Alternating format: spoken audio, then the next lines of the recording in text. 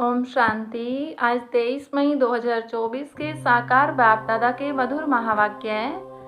बाबा ने कहा, मीठे बच्चे, तुम्हें कभी भी विघन रूप नहीं बनना है। अंदर में कोई कमी हो तो उसे निकाल दो। यही समय है सच्चा हीरा बनने का। प्रश्न, किस बात की डिफेक्ट आते ही आत्मा की वैल्यू कम होने लगती है? उत्तर, पहला डिफेक्ट आता है अपवित्रता का। जब आत्मा पवित्र है तो उसकी ग्रेड बहुत ऊंची है। वह अमूल्य रतन है, नमस्ते लायक है। इम्प्योरिटी का थोड़ा भी डिफेक्ट वैल्यू को खत्म कर देता है। अब तुम्हें बाप समान एवर प्योर हीरा बनना है। बाबा आया है तुम्हें आप समान पवित्र बनाने। पवित्र बच्चों को ही एक बाप की याद सताएगी।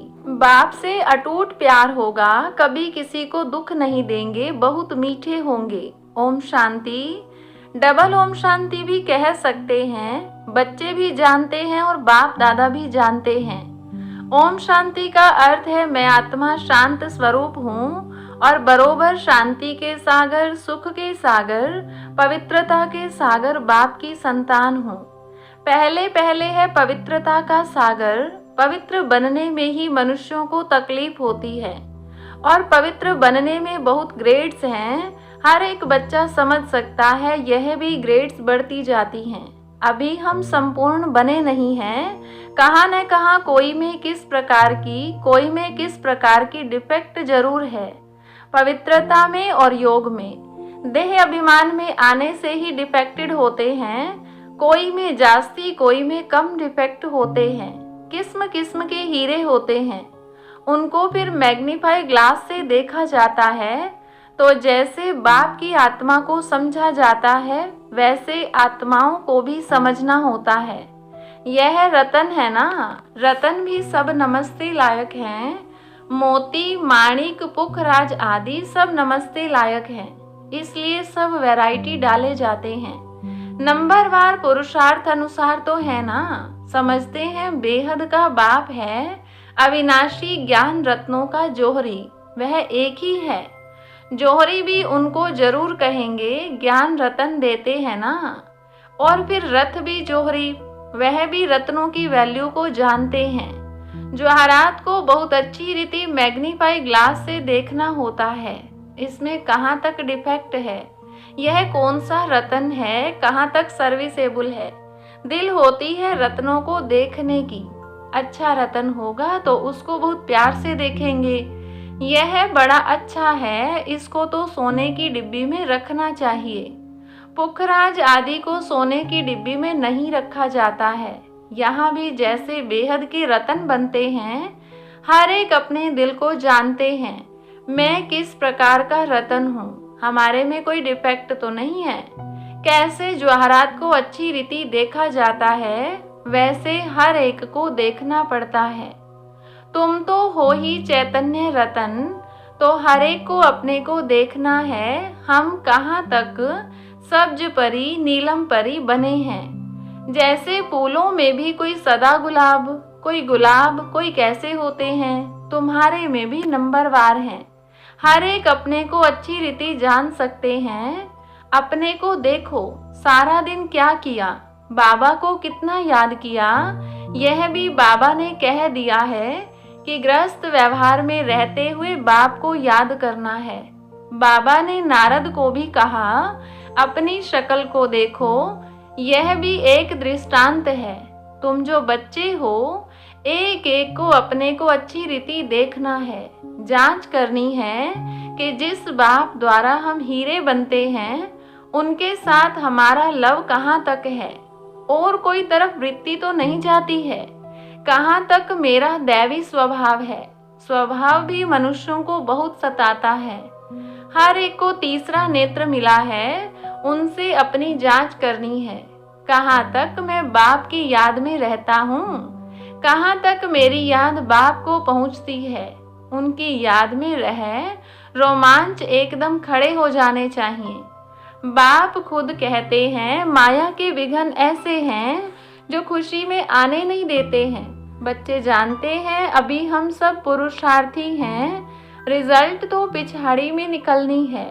अपनी जांच करनी है, फ्लो आदि अभी तुम निकाल सकते हो। एकदम प्योर डायमंड बनना है। अगर थोड़ा भी डिफेक्ट होगा तो समझ जाएंगे हमारी वैल्यू भी कम होगी।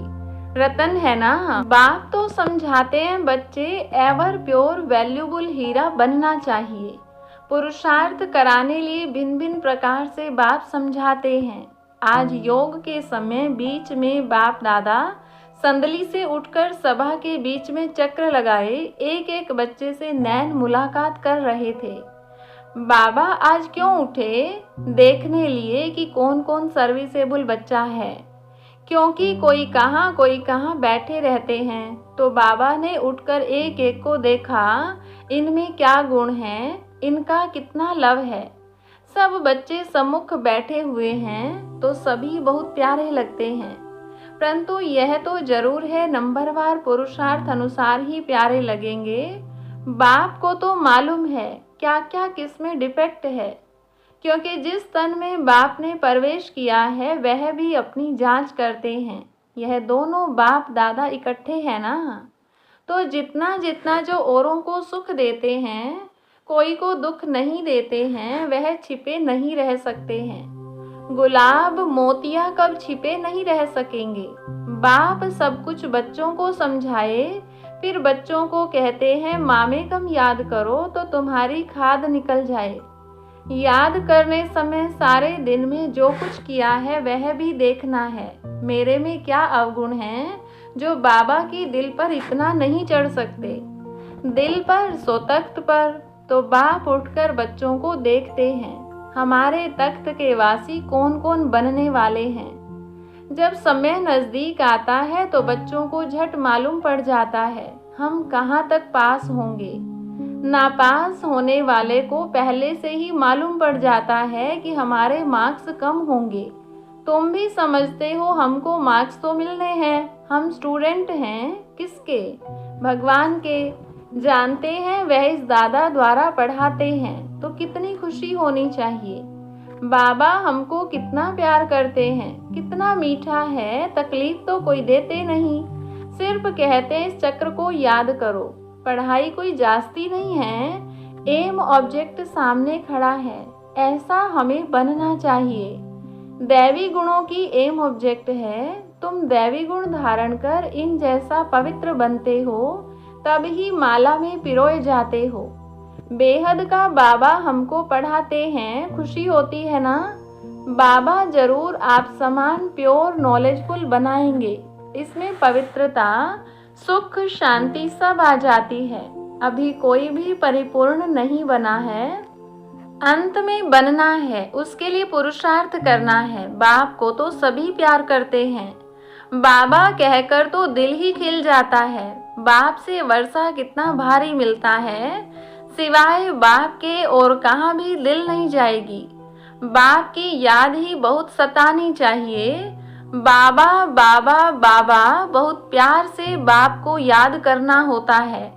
राजा का बच्चा होगा तो उनको राजाई का नशा होगा ना। अभी तो राजाओं का मान नहीं है। जब ब्रिटिश गवर्नमेंट थी तो उन्हों का बहुत मान था, सब उनको सलाम भरते थे सिवाय वायसराय के, बाकी सब नमन करते थे राजाओं को। अभी उन्हों की गति क्या हो गई है यह भी तुम जानते हो कि यह कोई आकर राजाई पद नहीं लेंगे। बाबा ने समझाया है, मैं गरीब निवाज हूँ। गरीब झट बाप को जान लेते हैं, समझते हैं यह सब कुछ उनका है, उनकी श्रीमत पर ही हम सब कुछ करेंगे। उन्हों को तो अपना धन का नशा रहता है, इसलिए वह ऐसे कर न सकें। इसलिए बाप कहते हैं मैं हूँ गरीब निवाज। बाकी हाँ, बड़ों को उठाया जाता है क्योंकि बड़ों के कारण फिर गरीब भी झट आ जाएंगे। देखेंगे इतने बड़े बड़े लोग भी यहाँ जाते हैं तो वह भी आ जाएंगे, परंतु गरीब बेचारे बहुत डरते हैं। एक दिन वह भी तुम्हारे पास आएंगे, वह दिन भी आएगा। फिर उन्हों को जब तुम समझाएंगे तो बड़े खुश होंगे, एकदम चटक जाएंगे। उन्हों के लिए भी तुम खास टाइम रखेंगे। बच्चों के दिल में आता है हमको तो सभी का उद्धार करना है, वह भी पढ़कर बड़े ऑफिसर्स आदि बन जाते हैं ना। तुम हो ईश्वरीय मिशन, तुमको सबका उद्धार करना है। गायन भी है ना, भीलनी के बेर खाए। विवेक भी कहता है दान हमेशा गरीबों को करना है, साहूकारों को नहीं। तुमको आगे चलकर यह सब कुछ करना है। इसमें योग का बल चाहिए जिससे वह कशिश में आ जाएं। योग बल कम है क्योंकि देह अभिमान है। हर एक अपने दिल से पूछे हमको कहाँ तक बाप की याद है, कहाँ हम फंसते तो नहीं हैं। ऐसी अवस्था चाहिए जो किसको भी देखने से चलायमानी न हो। बाबा का फरमान है देह अभिमानी मत बनो, सबको अपना भाई समझो। आत्मा जानती है हम भाई भाई हैं। देह के सब धर्म छोड़ने हैं। अंत में अगर कुछ भी याद पड़ा तो दंड पड़ जाएगा। इतनी अपनी अवस्था मजबूत बनानी है और सर्विस भी करनी है। अंदर में समझना है ऐसी अवस्था जब बनाए तब यह पद मिल सकता है। बाप तो अच्छी रीति समझाते हैं, बहुत सर्विस रही हुई है। तुम्हारे में भी बल होगा तो उनको कशिश होगी। अनेक जन्मों की कट लगी हुई है। यह ख्यालात तुम ब्राह्मणों को रखने हैं। सभी आत्माओं को पावन बनाना है। मनुष्य तो नहीं जानते, यह तुम जानते हो, सो भी नंबरवार पुरुषार्थ अनुसार। बाप सब बातें समझाते रहते हैं, अपनी जांच करनी है। जैसे बाबा बेहद में खड़े हैं, बच्चों को बेहद का ख्याल करना है। बाप का आत्माओं में कितना लव है। इतना दिन लव क्यों नहीं था? क्योंकि डिफेक्टेड थे। पतित आत्माओं को क्या लव करेंगे? अभी तो बाप सबको पतित से पावन बनाने आए हैं, तो लवली जरूर बनना पड़ता है। बाप है ही लवली, बच्चों को बहुत कशिश करते हैं। दिन प्रतिदिन जितना पवित्र बनते जाएंगे उतना तुमको बहुत कशिश होगी। बाबा में बहुत कशिश होगी, इतना खींचेंगे जो तुम ठहर नहीं सकेंगे। तुम्हारी अवस्था भी नंबरवार पुरुषार्थ अनुसार ऐसी आ जाएगी। यहाँ बाप को देखते रहेंगे तो बस समझेंगे अभी जाकर बाबा से मिले। ऐसे बाबा से फिर कभी बिछड़ेंगे नहीं। बाप को फिर कशिश होती है बच्चों की। इस बच्चे की तो कमाल है, बड़ी अच्छी सर्विस करते हैं। हाँ, कुछ डिफेक्ट भी हैं, फिर भी अवस्था अनुसार टाइम पर बड़ी अच्छी सर्विस करते हैं। कोई को दुख देने जैसी आसामी नहीं देखने में आती है। बीमारी आदि होती है तो वह है कर्म भोग। खुद भी समझते हैं जब तक यहाँ है कुछ न कुछ होता रहेगा। भले यह रथ है, फिर भी कर्म भोग तो पिछाड़ी तक भोगना ही है। ऐसे नहीं मैं इन पर आशीर्वाद करूं, इनको भी अपना पुरुषार्थ करना है। हाँ, रथ दिया है, उसके लिए कुछ इजाफा दे देंगे। बहुत बांधेलियां कैसे कैसे आती हैं, कैसे युक्ति से छूट कर आती हैं। उन्हों का जितना लव रहता है उतना और कोई का नहीं। बहुतों का लव बिल्कुल नहीं है। उन बांधेलियों के लव से तो किसकी भी भेंट नहीं कर सकते। बांधेलियों का योग भी कोई कम मत समझना। बहुत याद में रोती हैं, बाबा ओ बाबा कब हम आपसे मिलेंगे। बाबा, विश्व के मालिक बनाने वाले बाबा, आपसे हम कैसे मिलेंगे। ऐसे ऐसे बांधेलियां हैं जो प्रेम के आंसू बहाती रहती हैं। वह उनके दुख के आंसू नहीं हैं, वह आंसू प्यार के मोती बन जाते हैं। तो उन बांधेलियों का योग कोई कम थोड़ी है। याद में बहुत तड़पती हैं, ओ बाबा हम आपसे कब मिलेंगे। सब दुख मिटाने वाले बाबा। बाप कहते हैं जितना समय तुम याद में रहेंगी सर्विस भी करेंगी। भल कोई बंधन में रहती हैं, खुद सर्विस नहीं कर सकती, परंतु याद का भी उन्हों को बहुत बल मिलता है। याद में ही सब कुछ समाया हुआ है, तड़पती रहती हैं, बाबा कब मौका मिलेगा जो हम आपसे मिलेंगी। कितना याद में रहती हैं। आगे चल दिन प्रतिदिन तुमको जोर से खींच होती रहेगी। स्नान करते कार्य करते याद में ही रहेंगे। बाबा कभी वह दिन होगा जो ये बंधन खलास होंगे। बेचारी पूछती रहती हैं, बाबा यह हमको बहुत तंग करते हैं, क्या करें। बच्चों की पिटाई कर सकते हैं, पाप तो नहीं होगा। बाप कहते हैं आजकल के बच्चे तो ऐसे हैं जो बात मत पूछो। किसको पति से दुख होता है तो अंदर में सोचती हैं कब यह बंधन छूटे तो हम बाबा से मिलें।